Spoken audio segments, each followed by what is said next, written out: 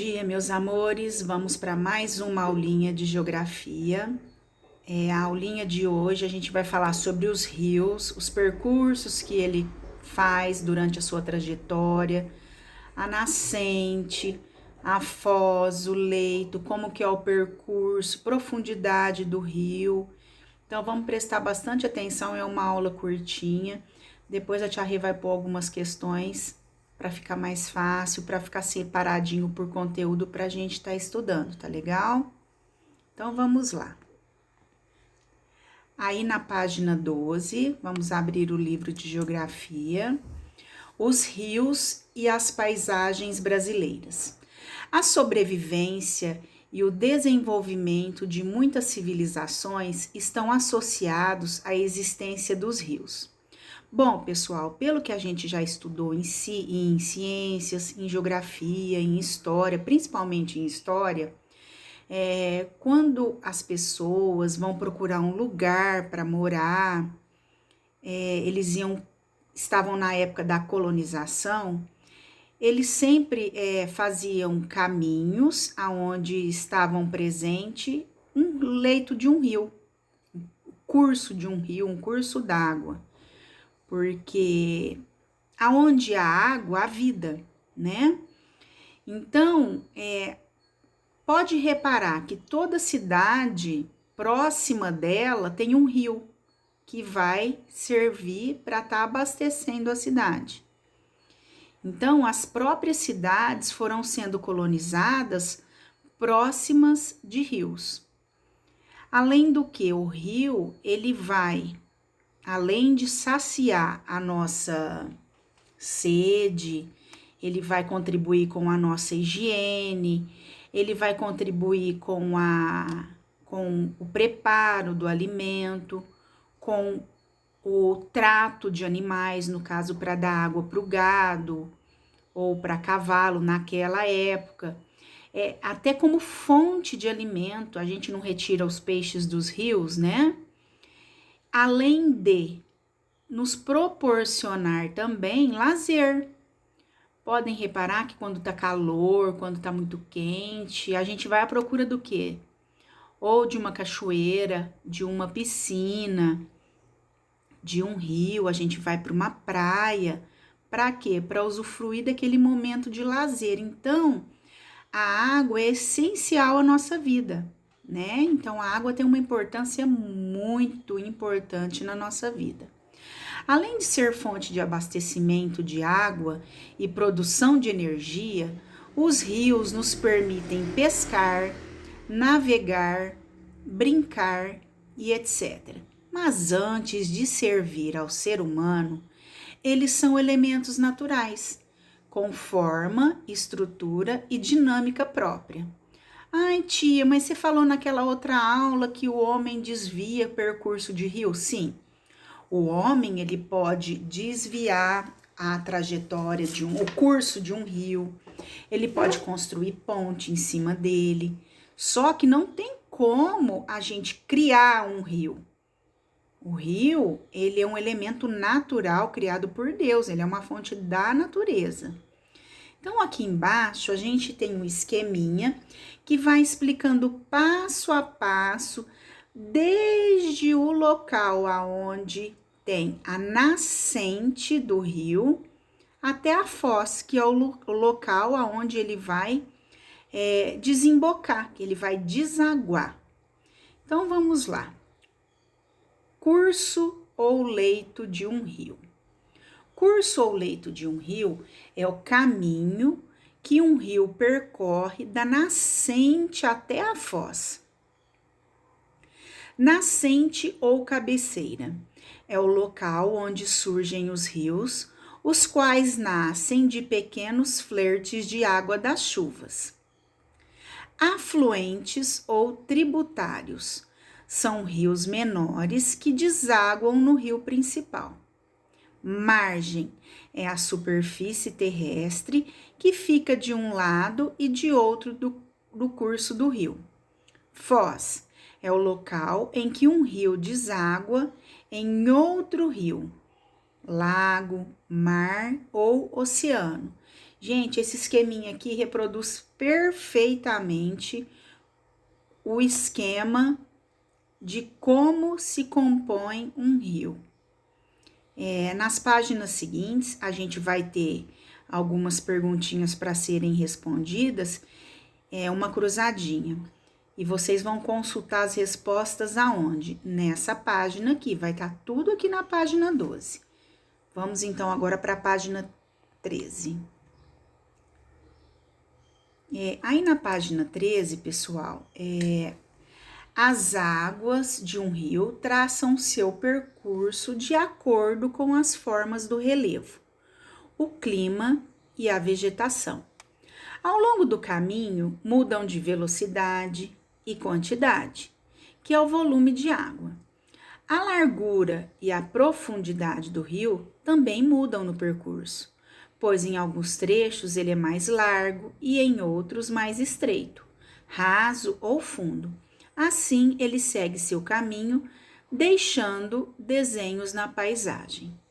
Então, pessoal, da mesma forma que o relevo ele tem pontos mais altos, mais baixos, mais íngremes, com depressão, o rio é a mesma coisa, ele não é plano o tempo todo, ele não é inclinado o tempo todo.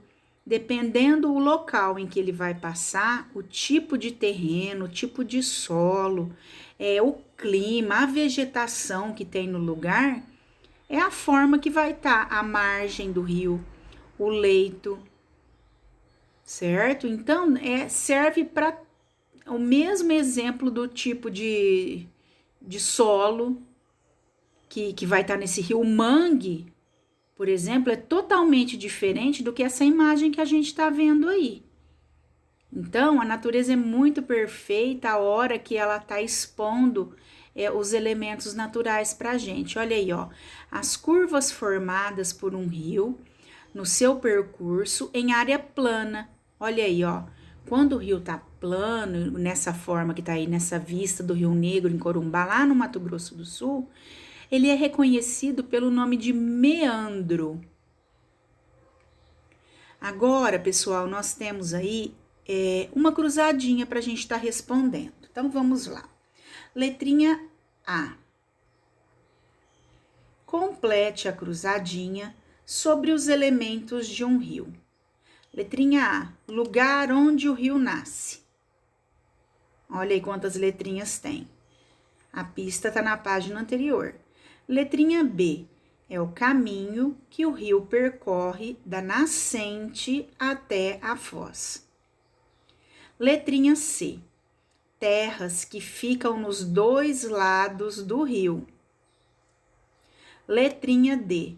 Lugar onde o rio lança suas águas. Letrinha E. Rios menores que desaguam no rio principal. F. Curvas formadas por um rio no seu percurso. Ian, presta atenção aí, ó. Essa cruzadinha, as respostas estão na apostila, na página anterior.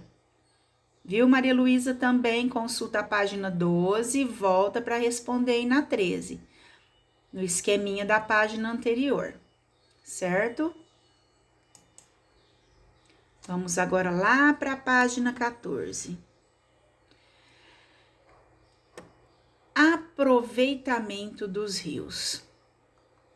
Pessoal, o rio, ele tem várias funções na nossa vida. Além de nos fornecer alimento, ele serve como transporte e a água do rio, dependendo o local aonde ela está, eles principalmente em rio de planalto, que eles esse tipo de rio proporciona a construção de usina hidrelétrica, né? Para estar gerando energia. A velocidade que vem a água faz gerar as turbinas e essa velocidade vai gerar o quê? Energia elétrica.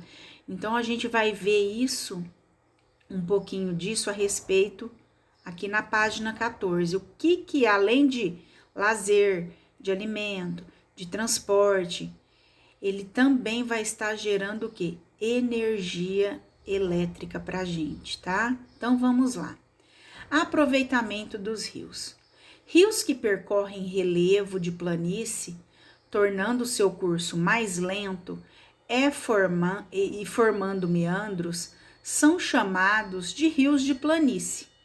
Rio de planície, pessoal, é um rio calmo, um rio mais tranquilo, e ele, na maioria das vezes, ele é utilizado para meios de transporte, para navegar transportando carga.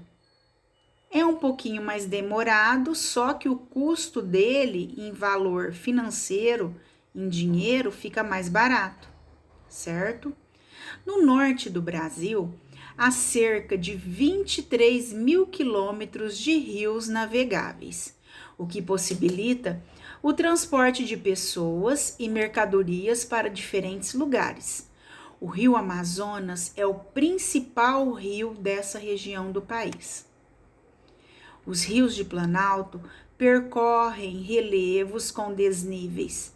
Por isso, ao longo do curso de suas águas, formam-se cachoeiras e cascatas. Esses rios podem ser aproveitados para a instalação de usinas hidrelétricas e geração de energia. O Brasil, pessoal, tem muitos rios que se localizam em relevo de planalto, viu? A maioria deles é tudo relevo de planalto. A usina hidrelétrica de Itaipu, por exemplo, tem o maior aproveitamento hidrelétrico do país e foi construída no Rio Paraná, principal rio do estado do Paraná. Essa foto, pessoal, é uma vista aérea da usina hidrelétrica lá de Itaipu, em Foz do Iguaçu, lá no Paraná. Essa foto foi tirada aí no ano de 2015, olha só. Agora, pessoal, vamos virar a página, vamos lá para a página 15.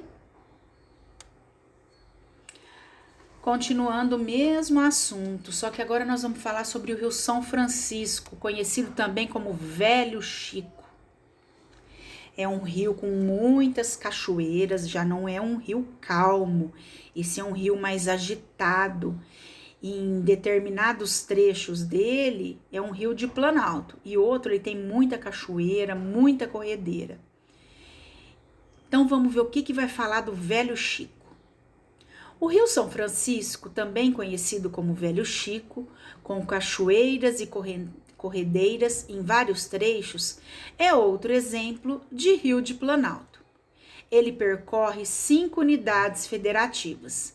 Nasce lá em Minas Gerais, atravessa a Bahia e passa pela divisa entre a Bahia, Pernambuco, Sergipe, Alagoas e deságua lá no Oceano Atlântico. Então, olha só, pessoal, quantos estados o Velho Chico corta. Olha só, Bahia, Pernambuco, Sergipe, Alagoas. Ele passa por 4 estados e vai desaguar lá no Oceano Atlântico. Agora, pessoal, a gente vai estar comentando sobre rios perenes e temporários. O que é rio perene? Vamos ver agora o que significa isso. Para que um rio seja aproveitado para navegação ou instalação de usina hidrelétrica, é necessário que ele seja perene ou permanente. Isto é, que mantenha seu curso com água o ano inteiro. O que acontece? Existem rios que durante a época da seca, ele seca totalmente.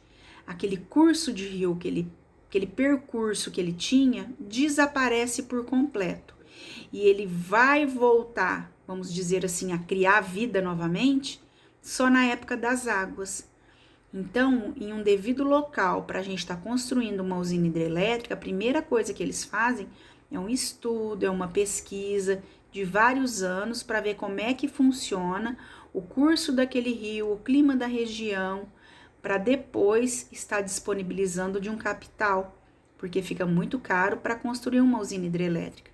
Então, antes de fazer essas construções, é feita uma pesquisa nesse território, é analisado a frequência de chuva na região, eles vão pesquisar se ele é perene ou não, para depois estar instalando uma usina nesse local.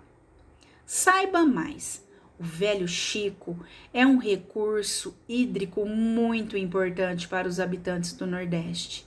Ele serve como meio de transporte, fonte de energia elétrica e irrigação. A tia tinha esquecido desse ponto importantíssimo também. Eles colocam bombas d'água dentro do rio e utilizam essa água pelo fato lá de ter pouca chuva.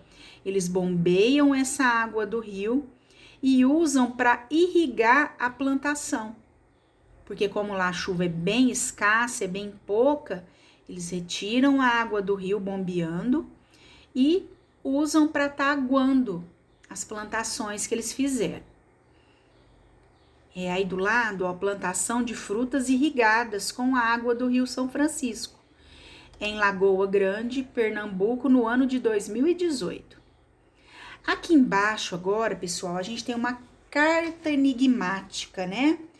E vocês vão tentar decifrar o que é que tá informando pra gente, ó. Uma caretinha, risada, né?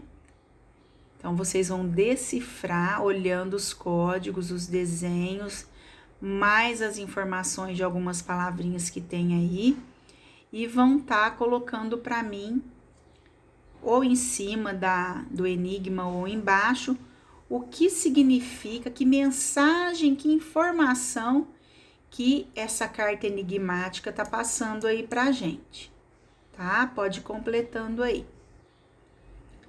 Nós vamos agora lá para a página 16, vendo lápis na mão.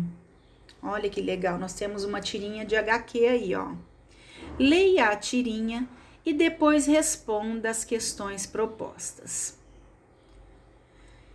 Ei, Guaraci, você sabe por que devemos cuidar dos rios? Do rio retiramos a água para beber, para cozinhar, para tomar banho, e dele também retiramos o nosso alimento. Olha a sabedoria desses índiozinhos aí, pessoal, que gracinha. Agora vem a primeira letrinha aí, a letrinha A. Vocês vão pegar o lápis de cor amarelo, pintar qual que é a utilidade da água do rio para a comunidade indígena. Então, vocês vão lá nos balõezinhos e vão pintar qual que é a utilidade da água do rio para os índios. Depois que vocês colorirem, vocês vão para a perguntinha B e vão anotar 3 formas de aproveitamento dos rios no lugar onde você mora. A gente tem o rio Sapucaí aqui perto. O que a gente pode estar tirando de lá? Como a gente poderá estar aproveitando aquele rio? De que forma que a gente pode estar aproveitando aquela imensa quantidade de água bem próxima aqui da gente, no rio Sapucaí? O que a gente pode fazer ali? A gente pode nadar, a gente pode passear de canoa, pode andar de jet ski, pode pescar. Tem alguma outra finalidade? O que foi construído há um tempo atrás ali que represaram a água ali? Para que eles represaram aquela quantidade enorme de água que tem ali indo para a Franca? Vamos pensar aí nessa situação. Aí vocês vão estar colocando para mim aí na letrinha B do exercício 1. Número 2. Nós temos aí 4 palavrinhas dentro desse quadro. As palavrinhas são planalto, perenes, temporários e planície. Com essas 4 palavrinhas, vocês vão ler as informações das letrinhas A, B, C e D e vão ver aonde é que elas se encaixam. Letrinha A. Os rios de tananana têm curso mais lento e são favoráveis à navegação. Letrinha B. Os rios de tananana percorrem relevos com desníveis e podem ser aproveitados para a instalação de usinas hidrelétricas. Letrinha C. Rios que mantêm seu curso com água o ano inteiro são chamados de tananana ou permanentes. Letrinha D. Em que locais onde há seca prolongada com escassez ou poucas chuvas, os rios secam completamente, são chamados de rios tananana? Olha, não se esqueçam que as respostas estão nas páginas anteriores, aonde está descrevendo rio de planalto, rio de planície, rios perenes e rios temporários. Não precisa buscar fora em nenhum outro lugar. Todas essas respostas estão aí na nossa apostila. É só olhar nessas páginas que hoje a gente viu nessas aulas, fazer a leitura novamente, que eu tô percebendo durante as aulas que tem criança que tá com preguiça de ler novamente. Coloca de novo, pessoal, a aula, assim, a hora que for responder as questões, põe a aulinha, o áudio da aula de novo, para tá ajudando nas respostas das questões. Porque já vai estar falando aonde que tá o planalto, rios perenes, rios temporários, rios de planície, para tá auxiliando vocês. Tá legal? Vão respondendo, apontem um lápis, deixa com a pontinha fina, escrevam mais forte para ficar bem visível na hora da tia Rê estar lendo o exercício para mandar a devolutiva para vocês, tá legal? Beijinho, fiquem com Deus e até a próxima aula. Tô aguardando vocês para eu fazer a correção, tá legal? Beijão, fiquem com Deus.